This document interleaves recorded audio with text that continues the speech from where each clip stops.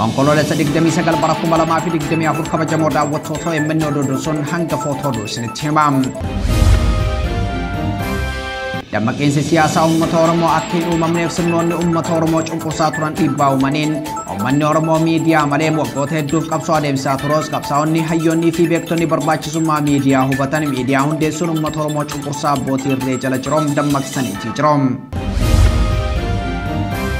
Koreen obbaatii sirnoota walharkaa fuudhinsa baallii 72ffaa gadaa Booranaa sadarkaa godina Boorana Bahaa Aanaa Hareerootti ijaarame deeggarsa jila galma Odaa taasisuun sirna walharkaa fuudhinsa baallee irratti mari'ate. Koomishiniin mirgoota namoomaa Itoophiyaa bakkeewwan buqqaatonni qubatanii jiraatan eegumsa ga'aa waan hin qabneef haleellaan irratti raawwatamaa jira jedhe. Kabajamoo daawwattoota OMN kun hanga footoo oduutiin oduu kanaaf kanneen biroo akka itti aanutti qopheessineetii jirra.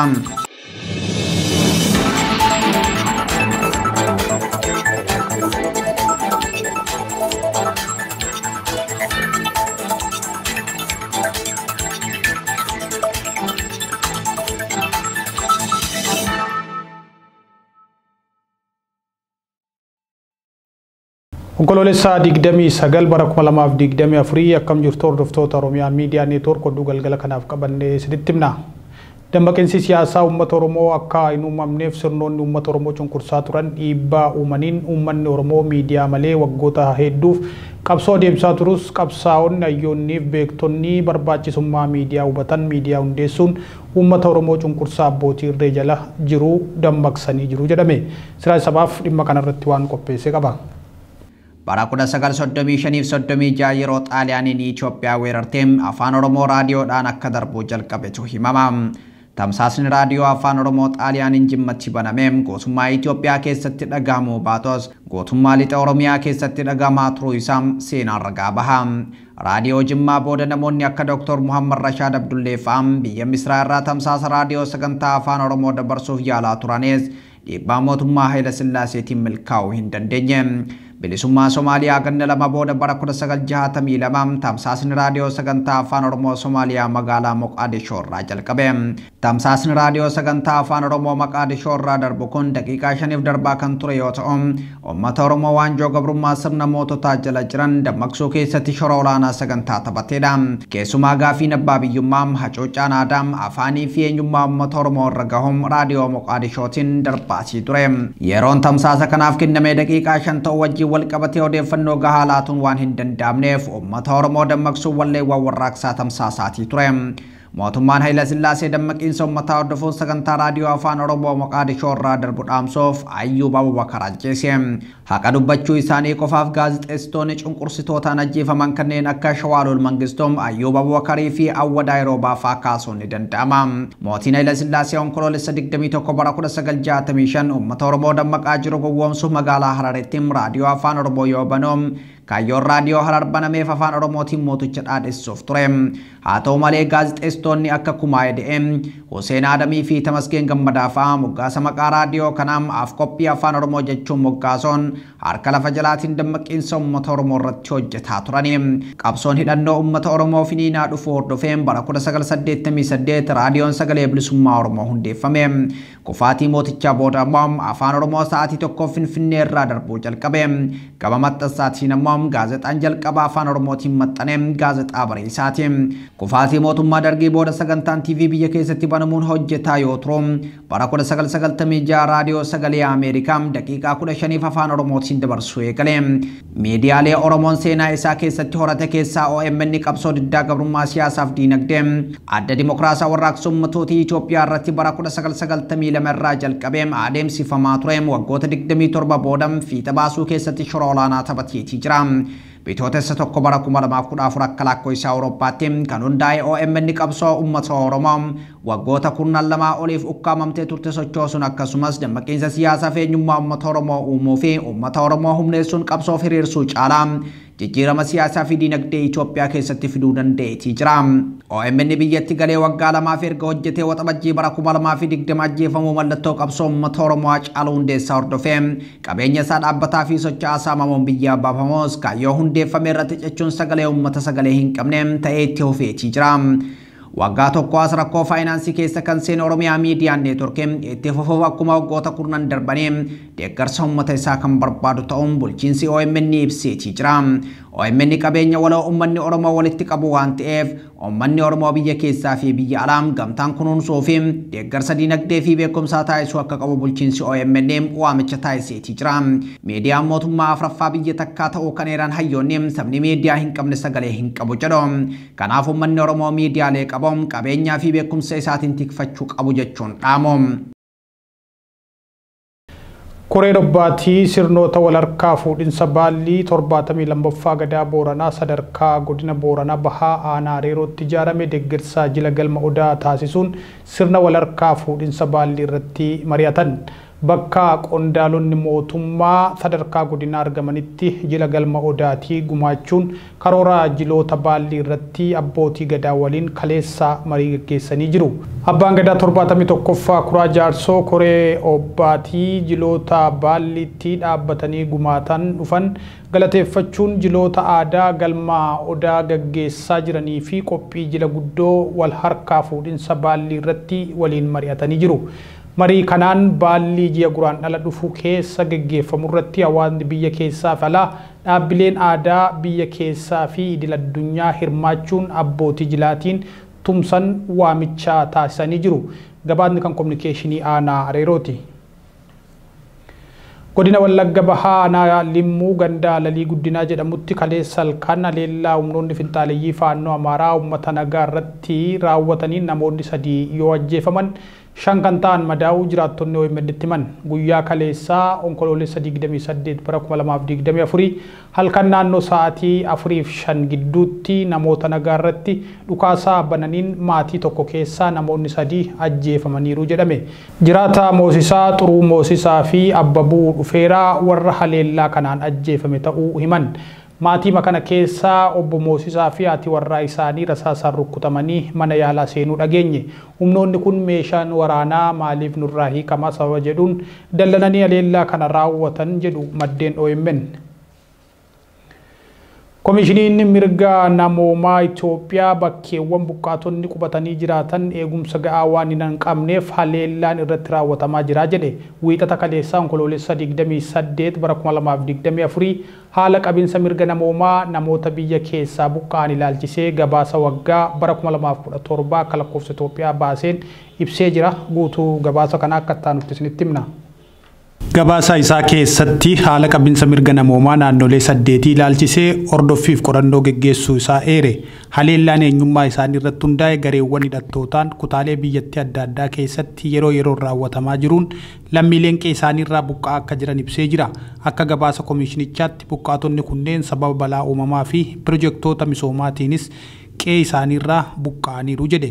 Rakkoon nageenyaa naannoo Oromiyaa, Amaaraa fi Benishaangul lammiilee buqqisuu malees gargaarsi namoomaa fi eegumsi baqattootaaf taasifamu rakkina akka ta'e gabaasa isaa keessatti ibseera. Rakkoo nageenyaa naannolee 3 irraa kan ka'e buqqaatonni deeggarsaa fi eegumsa akka hin arganne komishinichi ibsuun sababa kanaanis buqqaatonni hidhattootaan ajjeefaman jiraachuu ibseera. Buqqaatota naannoo Oromiyaa godina Shawaa Bahaa Aanaa Booraa irraa buqqa'anii magaalaa Maqii keessa jiraachaa turan keessaa namoonni 4 dhuma baatii bara darbee keessa ajjeefamaniiru jedhe. Sababa kanaanis bilisummaan socho'anii ba'anii galuuf danqaa isaanitti uumeera jechuun ibse. Namoonni haleellaa kana raawwatan to'annaa seeraa jala oolfamanii seeratti dhiyaachuu kan ibse. Dhaabbanni ittisa mirga namoomaa biyyaalessaa qaamota adda addaan doorsifamaa turuu ibsee jira. Naannoo Benishaangul Gumuz godina Matakkal buufata Maambuk keessattis buqqaatotaaf eegumsi sirrii taasifamaa kan jirre ibseera. Da'oo baqattootaa Maambuk kanattis ajjeechaa fi butamuun dubartootaa akka raawwatame ibsaa isaan eereera. Akkasumas naannoo Amaaraa godina Walloo Kaabaa keessattis hidhattoota karaa naannoo Amaaraa dhufaniin haleellaan irra deddeebiin waan raawwatamuuf balaa nageenyaa qabu jechuun ibse. Komishinichi iddoowwan buqqaatonni itti da'oo argatanii qubsiifaman kabajamuu fi eegumsii hordoffiin barbaachisu akka taasifamuu qabu dhaameera. Namoota buqqa'insa kanaaf sababa ta'an yookaan itti gaafatamummaa isaanii hin baanneef itti gaafatamummaan akka mirkanaa'uu fi deebiin sirriin akka kennamu gaafateera. Itoophiyaatti lakkoofsi namoota buqqa'anii miliyoona 3.3 ga'uu gabaasa waggaa baaseen kan beeksise komishiniin mirgoota namooma Itoophiyaa ibsaa baatiiwwan 5 dura waajjira qindoomina dhaabbata mootummoota gamtoomanii Ochaan baaseen namoonni biyya keessaa buqqaan miliyoona 4.5 ta'uu beeksisee ture.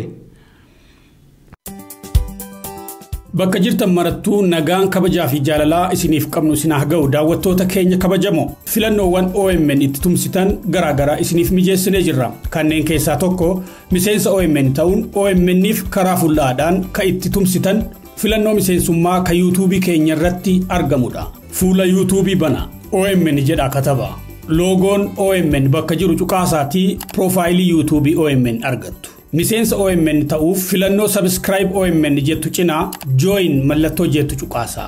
Bakka kanatti filannoowwan arjoomaa isiniif dhiyeessa. $1.5 kaasee filannoowwan garaagaraa dhiyaatu hordofuudhaan arjoomtanii miseensa OMN ta'uu dandeessu. Miseensa OMN ta'aa miidiyaa kana cimsaa. Tumsa gootaniif yoomillee galanni keenya dachaadha. OMN ijaaf gurra uummataa.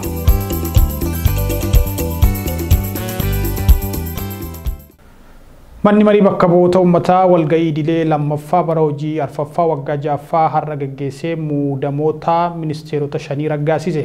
Paarlaamaan Itoophiyaa muudama ministeera dhimma alaa Dr. Gediyoon Ximaatewos, ministeera daldalaa fi walitti hidhaminsa naannawaa Dr. Kaasahuun Goofee, ministeera haqaa Aadde Hannaa Ariyaa Sillaasee, ministeera tuurizimii Salaamaawwit Kaasaa fi ministeera aadaa fi ispoortii Aadde Shawit Shaankaa mirkaneesseera. Tokkummaan mootummootaa fi gareen ogeeyyii fayyaa Sudaan giddugaleessa bahaa keessatti gareen waraana saffisaa Sudaan jedhamu namoota nagaa 120 ol ajjeesee jedhan. Sudaan giddugaleessaa keessatti haleellaa guyyoota hedduudhaaf raawwataniin magaalaa tokko keessatti namoota 120 ol ajjeesaniiru jedhan gareen ogeeyyii fayyaa fi tokkummaa mootummootaa kun. Gareen hidhattoota humna saffisaa waraana Sudaan irraa haleellaa irratti gaggeeffameen da'oo qabu erga dhabee booda haleellaa kana raawwatee jedhan. Ibsi tokkummaa mootummootaa dheengaddaa bahe akka ibsetti loltoonni garee saffisaa Sudaan onkoloolessa 20 hanga 25 bara 2024 gidduutti kutaa Geeziraa gama bahaa fi gama kaaba magaalotaa fi gandeen keessatti jeequmsa uumee namoota nagaa irratti dhukaasuun dubartoota irratti gudeeddii raawwachuu ibse. Gamtaan dooktaroota akka beeksisetti magaalaa Saariyaa jedhamu keessatti yoo xiqqaate namoonni 124 du'anii 200 ol kan ta'an madaa'uu ibse. Haleellaan kun torban darbee magaalaa Taambolii fi gandoota Geeziraa bahaa fi kaabaa keessatti namoonni 46,500 qe'ee isaanii irraa buqqa'uu ragaan dilbata dheengaddaa dhaabbata godaantota idil-addunyaa irraa argame ni mul'isa.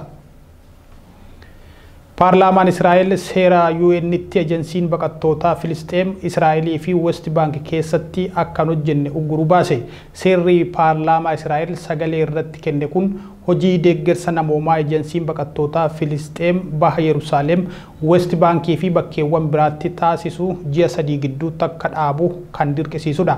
Walitti dhufeenya hojjettoota ejensii baqattootaa Filisxeemii fi qondaalota Israa'el gidduu jirus adda cita. Kun immoo hojii dhaabbatichi Gaazaa fi West Bank keessatti gaggeessu yaaddoo keessa galcheeraa jedha gabaasni BBC. Dabalataanis hojjettoonni dhaabichaa Israa'el keessatti golgaa seeraa hin qabaatan biiroon muummee ejensii baqattootaa Filisxeem baha Yerusaalem keessa jirus cufamuu isaati. Barreessaa olaanaan dhaabbata biyyoota gamtoomanii Antooniyoo Guuterees seera kun hojiirra oolchuun walitti bu'insa Israa'elii fi Filisxeem akka hin furamneef akkasumas nageenya naannichaaf danqaa guddaadha jechuun gidiraa Filisxeemotaa caalmaatti kan hammeessu ta'uu dubbatan.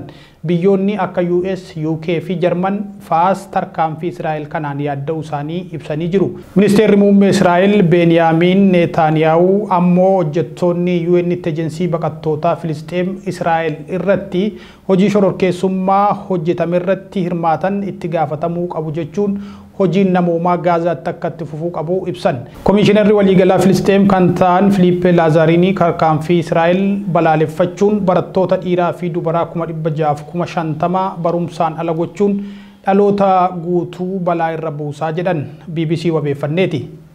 Tolee kabajamtoota daawwattoota Oromiyaa Miidiyaa Neetwoork oduun galgala kanaaf qabanne kanneen turanii qophiileen Oromiyaa Miidiyaa Neetwoork hafan itti fufu qophiilee OMN nafa waliin turtii gaarii qabaadha.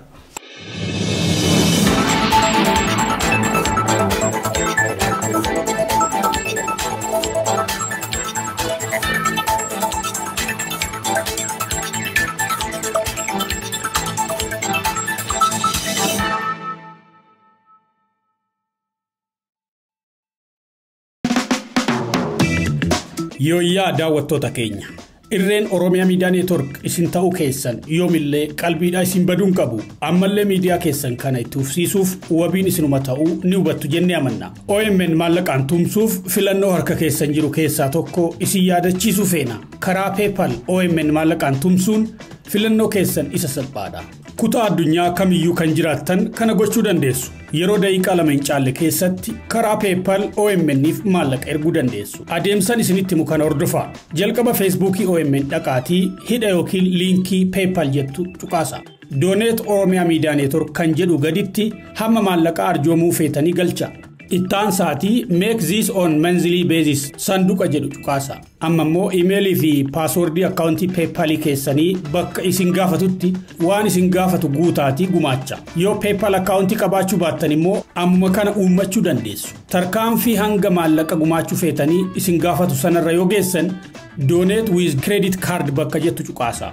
Biyya jirtan lakkoofsa kaardii keessanii fi eenyummaa keessan dabalatee odeeffannoo garaagaraa isin gaafatu guuta. Fiixee dhumaa guca kanaatirra saanduqa lamaan tuqaasa. Dhumarra agree and donate jedhee haga maallaqa gumaachitan bakka mul'isu tuqaasa. Amma Oromiyaa Miidiyaa Neetworkiif arjoomtanii jirtu. Ji'aan arjoomuufis waadaa galtanii jirtu. Miidiyaa keessaniif irree ta'uun uummata keessaniif sagalee waan taataniif ulfaadhaa.